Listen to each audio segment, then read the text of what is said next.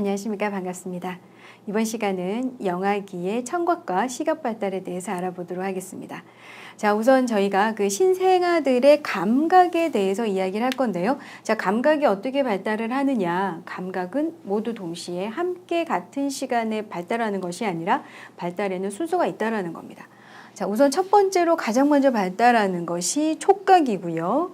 그것에 뒤이어서 미각, 그리고 후각, 청각, 시각, 이러한 순으로 감각이 발달을 하게 됩니다.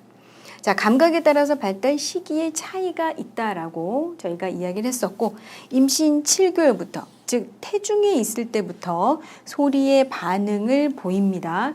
자, 소리의 반응을 보인다라는 것은 청각이 발달했다라는 의미죠. 예, 그래서 아기가 사실 청각 같은 경우에는 거의 태중에서 발달이 다 된 상태에서 태어나게 된다라는 이야기를 했었습니다. 그래서 아기가 태중에 있을 때 뭐 좋은 음악을 듣는다거나 또는 좋은 이야기를 많이 해주는 태담이라고 하죠. 이러한 것들이 아기의 심리적인 안정감을 형성하는데 도움이 된다라는 것입니다.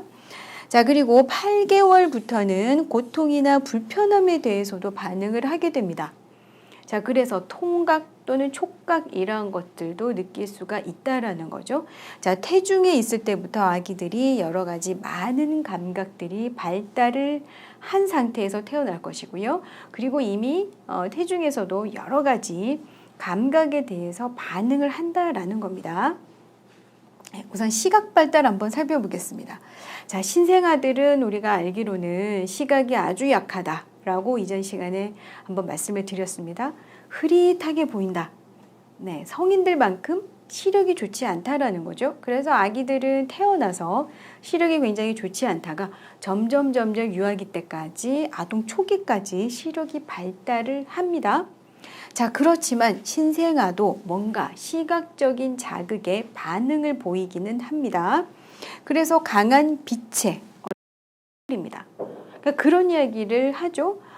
출산 환경에 대한 이야기를 하는 경우들이 있는데 현재 우리나라에서 많이 이루어지고 있는 수술실에서 이루어지는 무용등 아래에서의 출산 같은 경우에 아기가 태어나자마자 굉장히 강한 빛에 노출이 되죠. 아기들이 굉장히 그 빛에 스트레스를 받으면서 얼굴을 찡그린다라고 이야기를 합니다. 예, 그래서 뭐 자연주의 출산, 르바이의 분만 이런 경우에 이 조명을 낮추는 것부터 먼저 시작을 하죠. 아기들에게 빛을 통한 스트레스를 좀 덜어주기 위해서 그런 시도들을 하게 됩니다. 자, 빛에 대한 즉 광각이 있다라는 겁니다. 형체에 대해서 구별한다 이런 것이 아니라 밝은 것과 어두운 것을 알게 된다는 거죠. 즉 아기들이 태중에서는 굉장히 어두운 환경에 있습니다. 그러다가 갑자기 너무나도 밝은 빛에 노출이 되면 사실 성인들도 스트레스를 일시적으로 받을 수가 있습니다. 자, 눈의 구조나 시신경이 아직까지는 미성숙하기 때문에 물체에 시선을 고정시키거나 그래서 아기들은 초점이 맞지 않는다라고 이야기를 하죠. 예, 시선을 고정시키는 것이 힘듭니다. 초점을 맞추지를 못합니다. 그래서 아기들에게 초점책을 통해서 초점을 맞추는 훈련을 하게 되죠. 자, 눈물을 잘 흘리지도 못합니다. 그래서 신생아들 같은 경우에는 우는 소리는 납니다. 그러나 실제로 얼굴에서 눈물은 없습니다. 예. 그래서 아직까지 그러한 것들이 시각 발달과 관련이 있다라는 겁니다. 자, 이제 아기들이 어떻게 형태를 지각하느냐, 모양을 지각하느냐라는 부분입니다. 자, 아기들이 선호하는 형태가 있습니다. 왜 이러한 선호하는 형태가 나타나느냐? 아기들의 시력이 좋지 않기 때문에 그렇죠.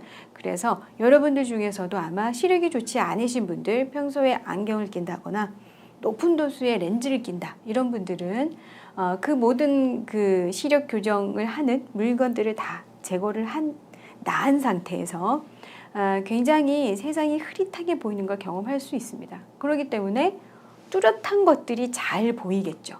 명암 대비가 확실한 것들이 당연히 잘 보입니다. 그러니까 아기들 시력이 그렇다라고 보시면 되는데 그렇기 때문에 아기들은요 뚜렷한 것을 좋아합니다. 모서리를